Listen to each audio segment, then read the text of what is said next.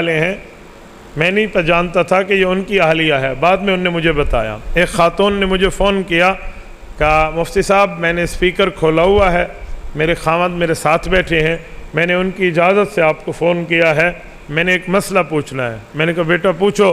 کہنے لگی میں نے آج پورا دن کپڑے دھوئے ہیں، میں بیمار ہو گئی ہوں، میرے پاؤں کی تلیاں دکھ رہی ہیں، میں نے اپنے خاوند سے کہا مجھے تیل کی مالش کر دیں پاؤں پہ بھی سر پہ بھی، تو میرے خاوند مجھے کہنے لگے اگر خاوند بیوی کے پاؤں دبائے گا تو بیوی نکاح سے نکل جائے گی۔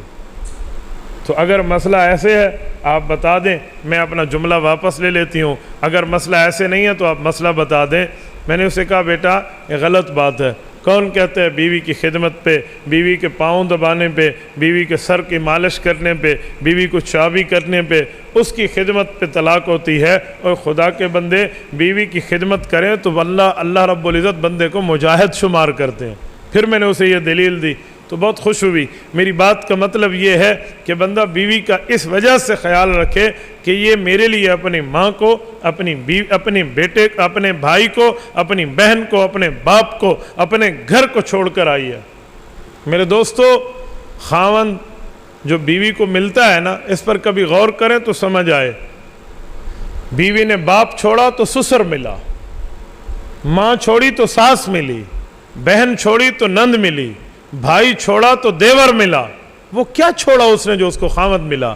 کبھی آپ اس پہ غور کریں تو آپ کو سمجھ آئے گا اس نے سب کچھ چھوڑا ہے تو اسے خاوند جیسا سرتاج ملا ہے۔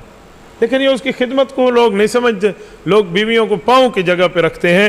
یاد رکھیں جو اپنی بیوی کو عزت نہیں دے گا یہ گناہوں سے نہیں بچ سکتا، اس کو بدنظری کرنی پڑے گی، اسے ادھر ادھر منہ مارنا پڑے گا۔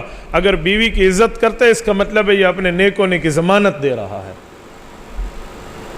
اور جو لوگ بیویوں کی عزتیں نہیں کرتے، ان کی قدر نہیں کرتے، ان کا خیال نہیں رکھتے، میں نے اپنے زندگیوں میں یہ دیکھا ہے، اس عمر میں یہ تجربہ مجھے ہوا ہے، ایسے ایسے کیسز میرے سامنے آئے ہیں کہ لوگ روتے ہیں، پھر ہماری بچیوں کو ہمارے داماد مارتے ہیں، ہماری بچیوں کو ہمارے داماد مارتے ہیں، داماد ہیں ہمارے، وہ ہماری بچی کا خیال نہیں رکھتے۔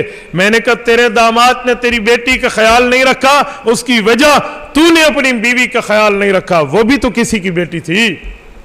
جب تو اپنی بیوی کا خیال نہیں رکھے گا، یاد رکھ پھر تیری بیٹی کا بھی آگے خیال نہیں رکھا جائے گا۔ تو کس منہ سے اپنی بیٹی کے حقوق مانگے گا اپنے داماد سے؟ وہ کہے گا تو اس کی ماں کے ساتھ نہیں لڑتا تھا۔ تو یاد رکھو اگر چاہتے ہو بندے کی بیٹیاں اچھی جگہ رہیں تو بندہ دوسروں کی بیٹی اپنی بیوی کی عزت کرنا سیکھے۔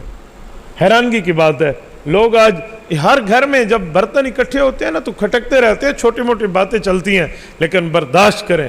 قرآن نے بیدیہ عقدۃ النکاح کہہ کے خاوند کو بڑے رتبے کی بات کی ہے۔ تکفرن العشیر، صحیح بخاری میں اللہ کے رسول نے خاوند کو عشیر فرمایا ہے۔ عشیر اس مرد کو کہتے ہیں جس کے سینے میں 10 بندوں کا حوصلہ موجود ہو۔ اگر ایک حوصلہ ٹوٹے دوسرا حوصلہ لگا لو، دوسرا ٹوٹے تو تیسرے حوصلے کو استعمال کرو، لیکن یہ کام کرو تب جا کر بات بنتی ہے میرے دوستو۔